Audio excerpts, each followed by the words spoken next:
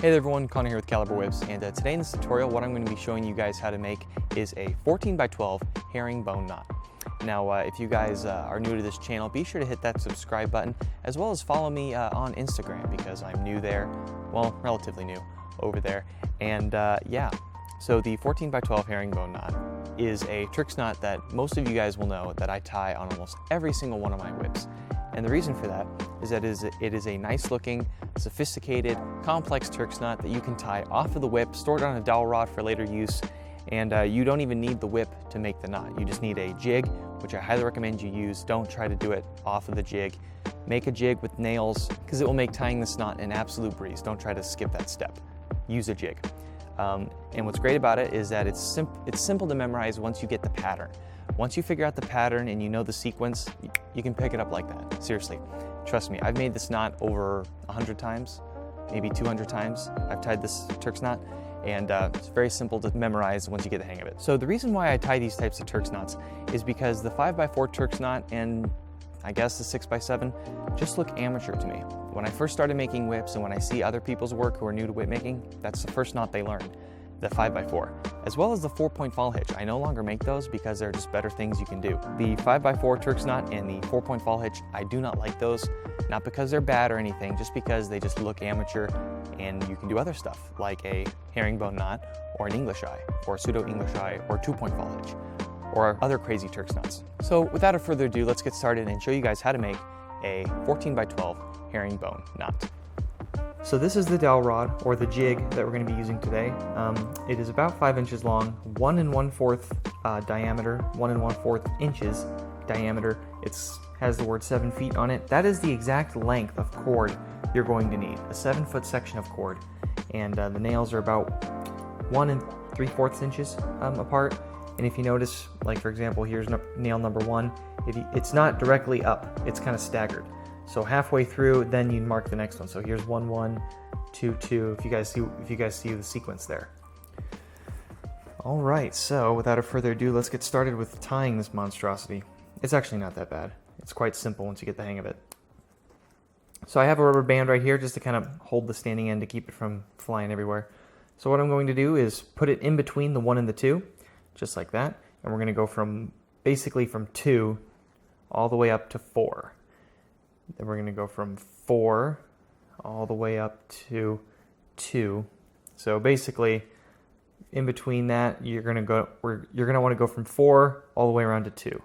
Then you're going to want to go to 5 over to 3. Now, this is where the over and under sequence comes in. You go over, you go under, over. Just like that. And be sure to get all the kinks out. You may notice I might take a while in between kind of the pulls. So anyways, go from 3 to 6, under, over. Now I'm not going to give you guys all of the under overs because this is going to be a part where you guys are going to have to pick up the sequence and memorize it. Not because I'm lazy, but because this is actually very simple to memorize. So basically, if you notice, we're doing the other nail. For example, every other, basically the next nail over. So 4, 5, 6. So you guys see this right here? Now be sure to avoid this. That sometimes happens. So just pull out the nail and scoot him to the side. So go from 6 and guess which nail it is. That's right, 4. 2, 3, 4. So basically now from here you're going to want to do the opposite of what this previous strand did. So if you notice it went under, we're going to go over. This one went over, we're going to go under. You guys see that? And you're just going to want to keep on doing that. It's very, very simple. You guys don't even have to technically need me now for the rest of for the first half of the knot, but I'm going to be here for you anyways. So it's kind of a hassle with this giant long strand in the way. So we're going to go from 4 to 1. We're going to go over, under, over.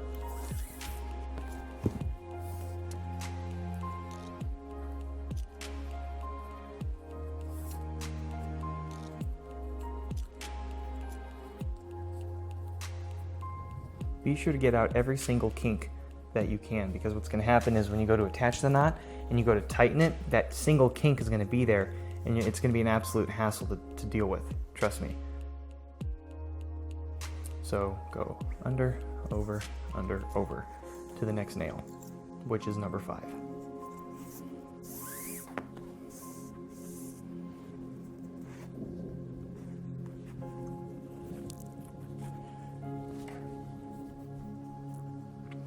Go from 5 to 2, under, over, over.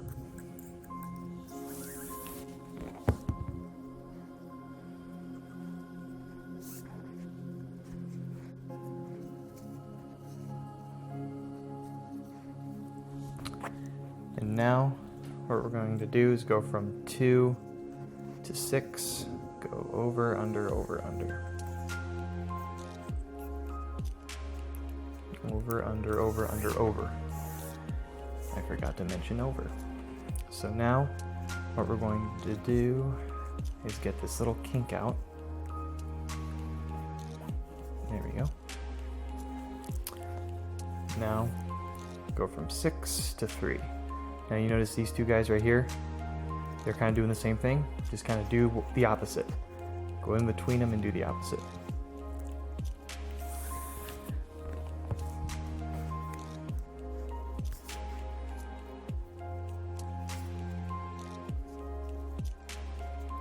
Getting out all the kinks in the process. Sorry if I move out of frame. Okay, go from 3 to 1. We're gonna go under, over.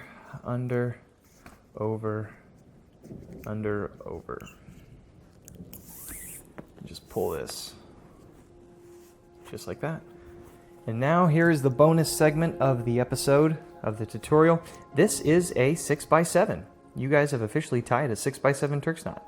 So what you guys could do is take this end right here. You could take another strand of a different color or take this current working end or whatever it's called and just follow it up for a 2-pass 6x7 Turks head knot. But that is not what we are here for. We are here for a herringbone knot. So to make the herringbone interweave, what we're going to do here is instead of following this strand, we're actually going to follow the other strand.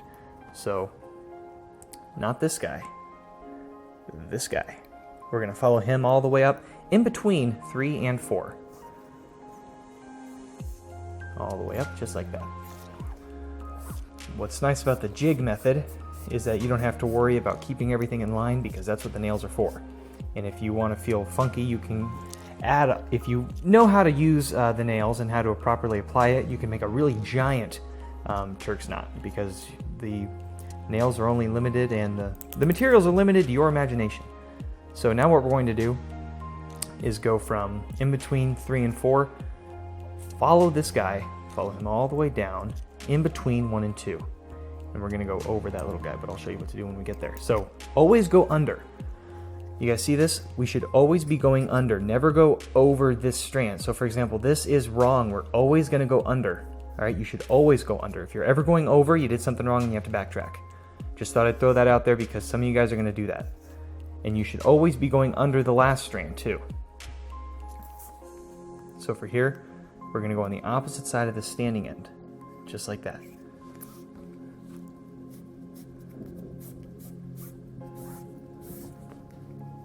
Making sure to get all the kinks out, because when we go to attach this knot later on, it'll make it very easy to do. Just like that.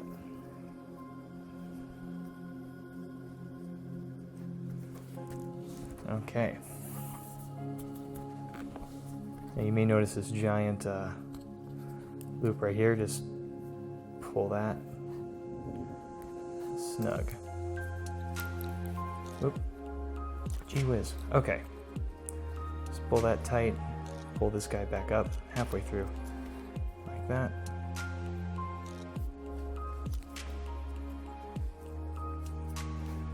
Nothing worse than getting all tangled up.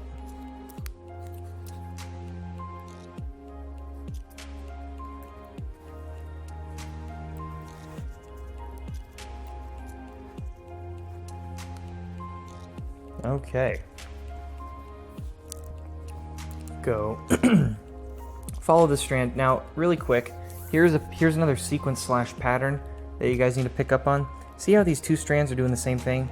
They're coming out from going under this strand. When you see these two strands side by side, break them up. So what I mean by that is going under 2.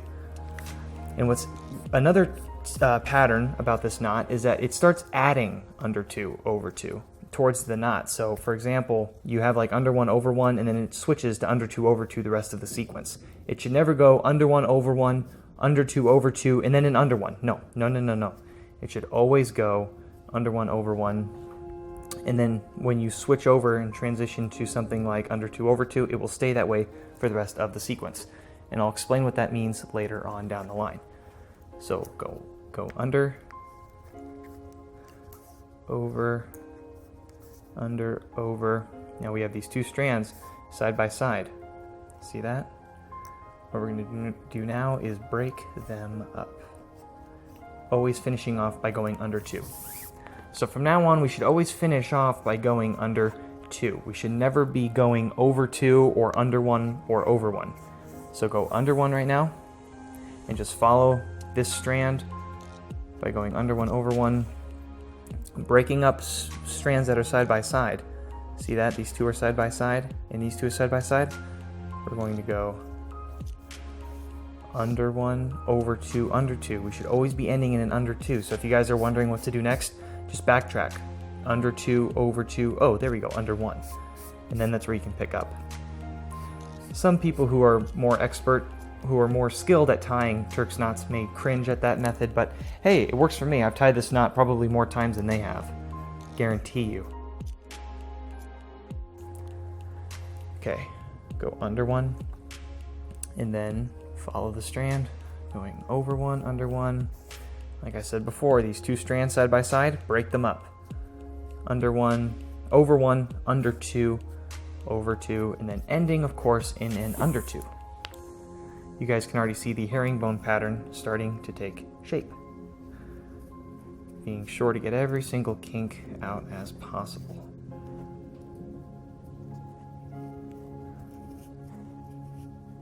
I plan on using this knot later, so I'm going to worry about the kinks.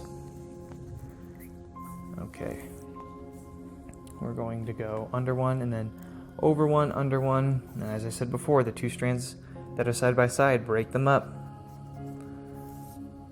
And as I said before, someone's probably going to freak out over that. You're teaching people how to do it wrong. Well, worked for me.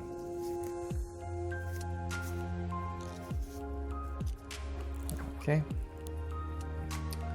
Now what we're going to do, go under 1, over 1, under 1, over 2, under 2, the rest of the way.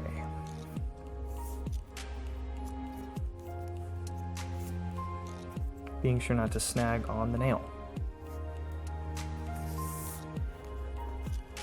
See that right there? That right there is perfect because there's no kinks that we have to worry about.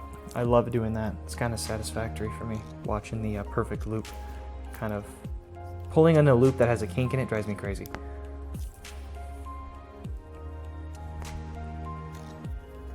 Like that right there. Has a kink in it. There we go. Now it doesn't.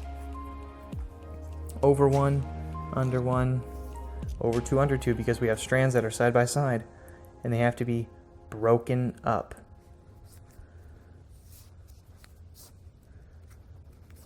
Just like that.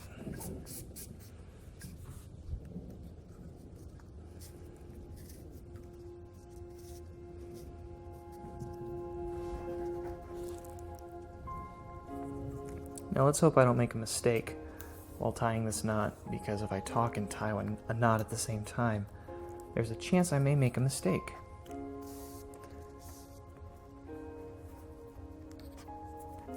Okay. Those strands that are together, break them up. Sound like a broken record, but it is paramount that you guys learn that trick, because there are some of you guys that are going to be like, I can't remember. I'm like, did you remember to break them up? No. Well, there you go. And what's cool is that since this is 7 feet, I use up 7 feet exactly. So again, going under 1. And then towards the end, it starts adding the under 2 over 2 sequence.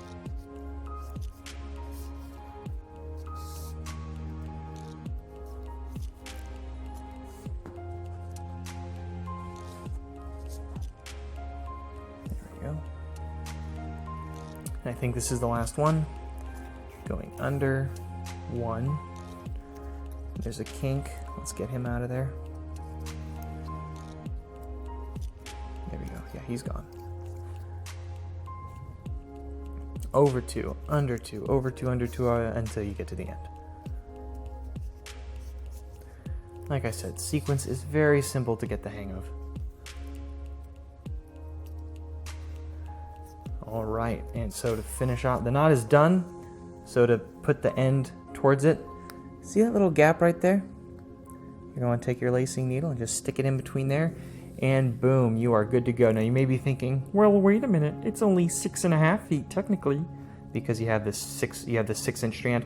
Well, keep in mind, if you have this much left, trying to maneuver a lacing needle that's like only has that much room to work with is an absolute nightmare. Trust me, there's no room to maneuver, so you have to have this extra strand about. So there you go, 7 feet exactly to tie this herringbone knot.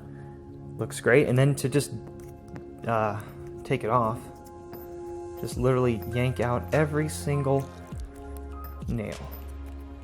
And then, of course, the rubber band, and then boom, you are good to go. And then just take off your lacing needle.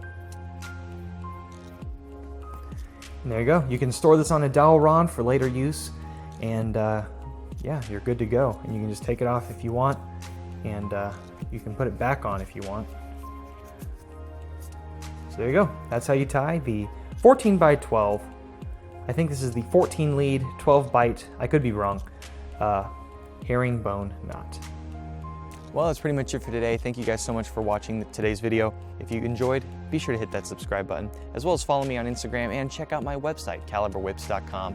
This whip right here that you see is for sale on my website, so be sure to check it out. All 3 links, well no, 2 links, Instagram and my website, are in the description down below. Be sure to check it out. And as always, I'll see you guys in the next video.